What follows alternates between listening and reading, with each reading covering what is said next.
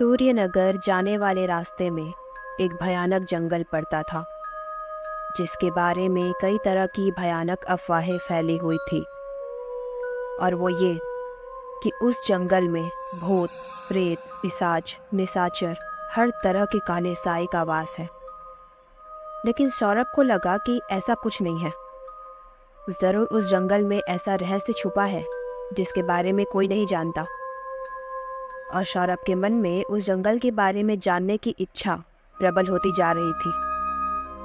सौरभ 24 साल का एक लड़का था जो अपने माता पिता के साथ रहता था।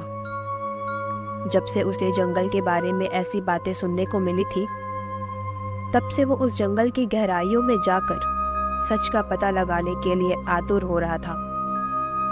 उसके माता पिता जानते थे कि सौरभ के मन में क्या है, इसलिए उन्होंने उसे चेतावनी दी थी कि वो कभी भी उस जंगल में ना जाए।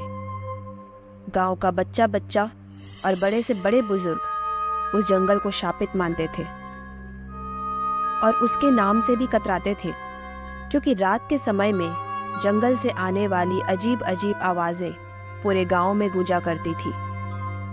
वो आवाजें किसी के चीखने चिल्लाने की थी और गांव वाले मानते थे कि वो आवाज उन लोगों की है जिन्होंने कभी इस जंगल में जाने की हिम्मत की, लेकिन कभी भी इस जंगल से बाहर नहीं निकल पाए और हमेशा के लिए वहीं दफन होकर रह गए।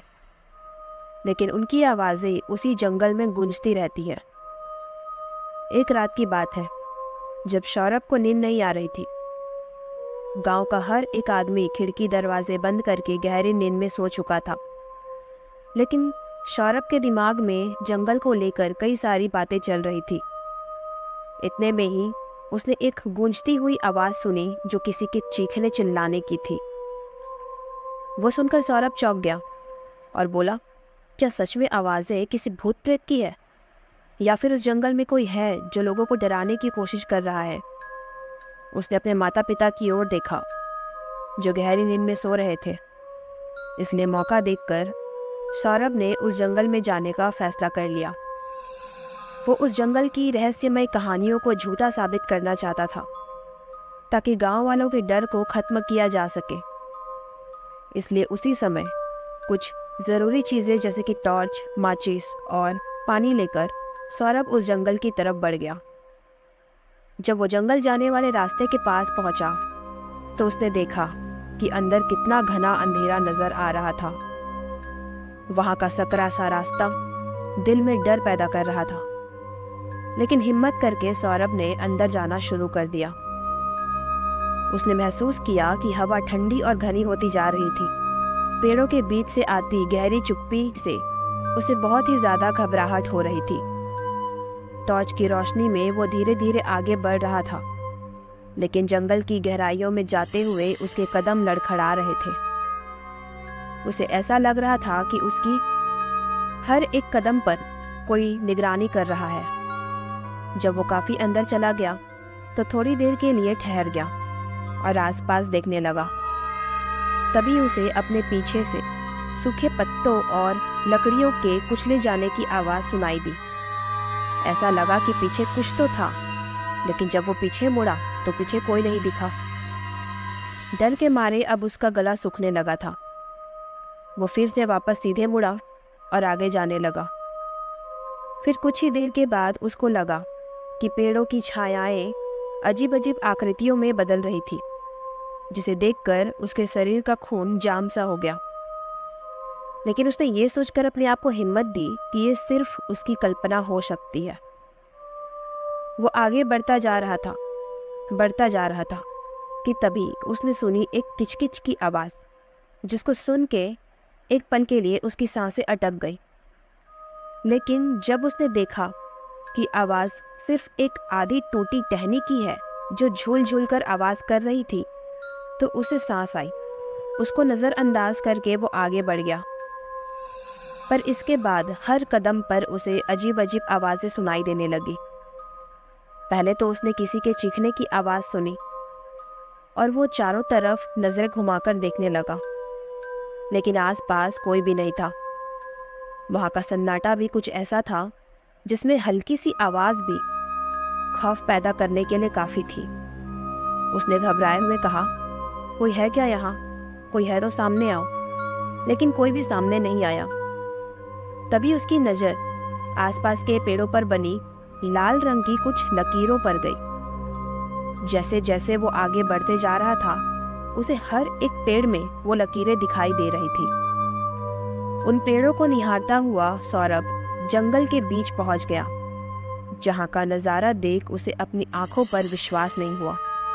वहां पर था एक जर्जर मंदिर, जिसकी दीवारें खून से सनी हुई थी। आसपास कई सारे कंकाल पड़े हुए थे, और जो चीखने की आवाज़ आ रही थी वो उसी मंदिर के अंदर से आ रही थी, जो रात के समय गांव में गूंजा करती थी। सौरभ के कदम अब कांपने लगे थे। डर के कारण उसके दिल की धड़कन ऐसे तेज हो गई थी कि उसका खुद पर काबू नहीं था। लेकिन वो फिर भी मंदिर के पास गया, और जैसे जैसे वो मंदिर के करीब जा रहा था, उसने महसूस किया कि हवा अचानक भारी होती जा रही थी। वो मंदिर के ठीक सामने खड़ा था कि तभी उसके कानों में अजीब अजीब फुसफुसाहट सुनाई देने लगी, और किसी ने उसे जोर से मंदिर के अंदर धक्का मार दिया। वो चिल्लाते हुए मंदिर के अंदर गिर गया, और उसकी आवाज़ उसी मंदिर में गूंजी। वो खड़ा हुआ, लेकिन बाहर जाने के बजाय वो मंदिर को देखने लगा। उसने देखा कि मंदिर के अंदर एक पुराना पंखा लटक रहा था, जो अपने आप घूम रहा था, और उसके आसपास एक अजीब सी ऊर्जा महसूस हो रही थी। फिर उसकी नज़र गई मंदिर के बीचों बीच बने एक आले पर। शायद उस जगह पर मूर्तियां रखी जाती थी। वहीं पर नीचे एक संदूक रखा हुआ था, जिस पर धूल की मोटी परत चढ़ी थी। बिना सोचे समझे सौरभ ने उस संदूक को खोल दिया, जिसमें से एक अजीब सी गंध निकलने लगी, जो इतनी गंदी थी कि सौरभ को उल्टी का एहसास हो रहा था। उसी में एक पुराना खून से सना हुआ पुस्तक था, जिसे सौरभ ने छूने की कोशिश की, लेकिन उससे पहले ही मंदिर के चारों ओर से एक ठंडी हवा का झोंका आया और अजीब आवाजें तेज हो गई। तभी उसको एहसास हुआ कि मंदिर की दीवारों से अजीब सी आकृतियां उभर रही हैं, और ऐसा लग रहा था कि वो धीरे धीरे सौरभ के करीब जा रही है। ये देखकर सौरभ के दिल की धड़कन तेज हो गई, और उसने मंदिर से बाहर निकलने की कोशिश की, लेकिन बाहर की ओर बढ़ने के बजाय वो अपने आप ही अंदर मंदिर की गहराई में जाने लगा। ऐसा लग रहा था कि कोई अनदेखी ताकत उसे पूरी ताकत से उस मंदिर के बाहर निकलने से रोक रही हो।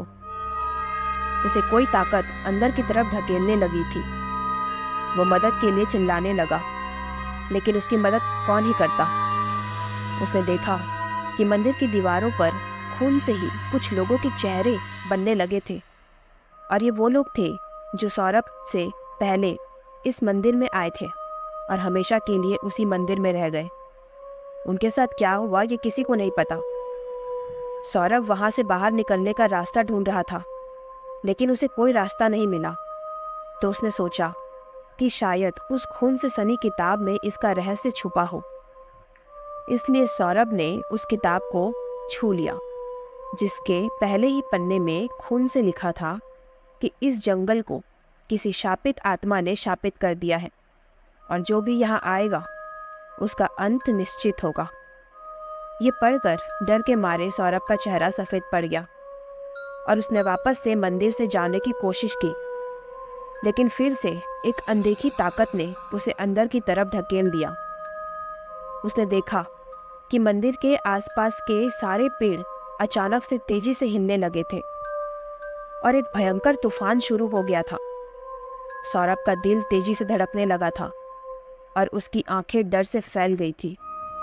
तभी उसको मंदिर में किसी के कदमों की आवाज़ें सुनाई दी, और जब उसने पीछे देखा तो उसका सामना हुआ एक काले साये से, जो कि एक भयानक औरत का साया था।